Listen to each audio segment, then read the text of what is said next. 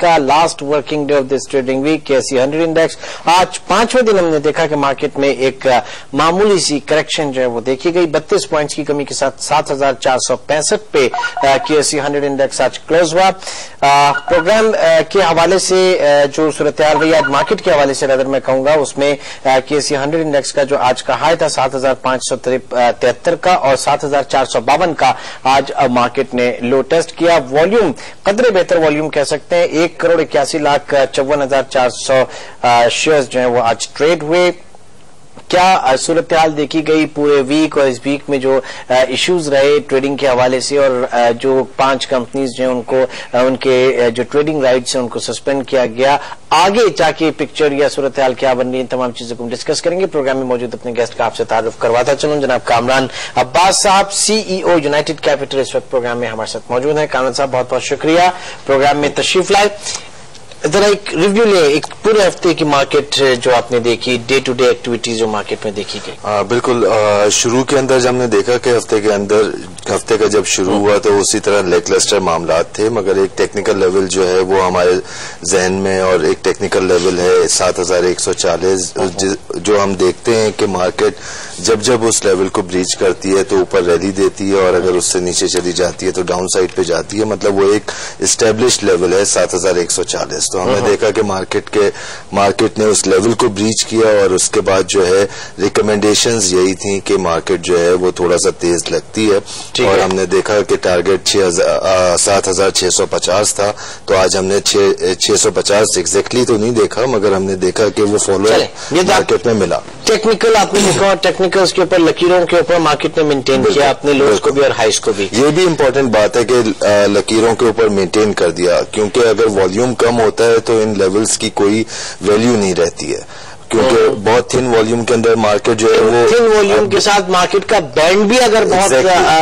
بالکل منیمل ہو جائے تو پھر ایک ڈر یہ ہوتا ہے کہ یہ بریک کہاں سے ہوگا, کسی بھی وقت جو ہے اگر لوور سائڈ سے بریک ہوگا یا اپر سائڈ سے بریک ہوگا. کسی بھی وقت اگر کوئی لیول بریک بھی ہوا ہو تو واپس آنا بہت آسان ہوتا ہے کیونکہ تھن والیوم ہوتا ہے. مگر ان 2 دنوں کے اندر آج کا دن چھوڑ کے کل اور پرسوں ہم نے دیکھا کہ تھوڑا سلائٹلی امپروومنٹ بھی تھی والیوم کے اندر, تو یہ چیز ایک اچھی رہی اور مارکیٹ کے اندر ابھی 2 دن کی تو آج بھی تقریباً 18 کروڑ بالکل وہی مطلب جہاں 9-10 کروڑ کا کام ہو رہا تھا تو 9-10 سے 18 اگر والیوم جنریٹ ہو رہا ہے. والیوم کہاں سے جنریٹ ہو رہا ہے؟ دیکھیں والیوم تو جنریٹ ہوگا. جب بات ہم کرتے ہیں کہ 4800 جب مارکیٹ آ گئی تھی تو اس وقت بھی ہم نے دیکھا جب مارکیٹ نے ریلی لی تو 25 کروڑ تک والیوم جو ہے ہم نے وٹنس کیا.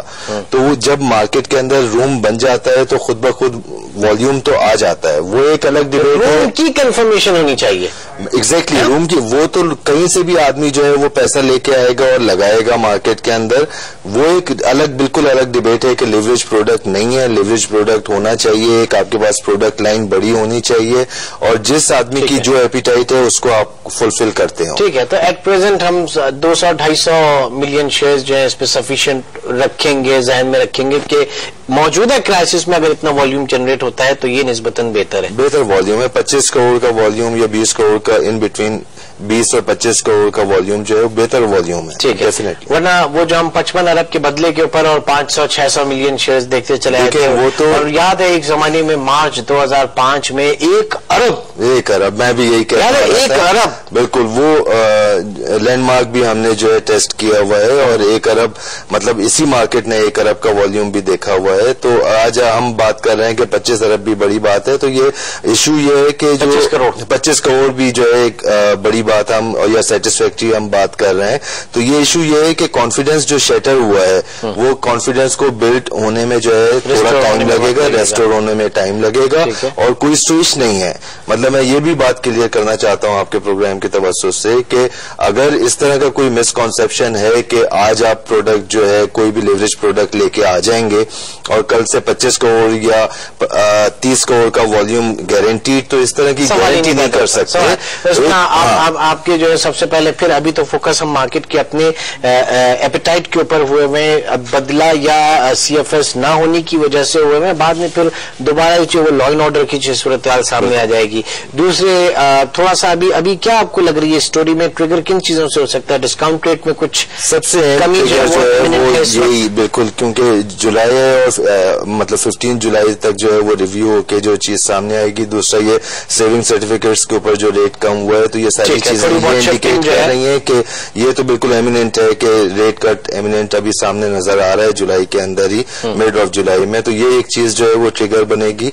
और लिवरेज प्रोडक्ट एक अपनी अहमियत और एक अपनी जो है पूरी जगह रखती है, मतलब वो आएगी तो वो डेफिनेटली जो है कुछ ना कुछ जो है पॉजिटिव असर लाएगी। ठीक है, चलें, ये हमने अहाता कर लिया मार्केट का। अब ये जो 5 मेंबर्स जिनकी ट्रेडिंग सस्पेंड हुई और सूरत हाल कहाँ जाती हुई नजर आ रही है? क्योंकि देखिए हम चाह रहे हैं कि चीजों को वहां से एनालाइज करें कि ये चीजें, ये ऐसी प्रॉब्लम आनी ही नहीं चाहिए थी।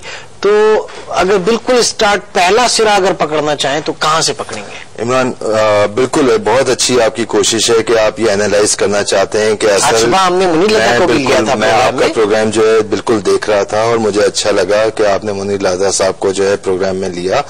मैं मतलब मैं सिर्फ ये बात क्लियर करना चाहता हूं कि बीइंग अ ब्रोकरेज हाउस या being a member Karachi stock exchange, मेरा काम है अपने क्लाइंट्स को फैसिलिटेट करना, कि उनकी एग्जीक्यूशन को फैसिलिटेट करना।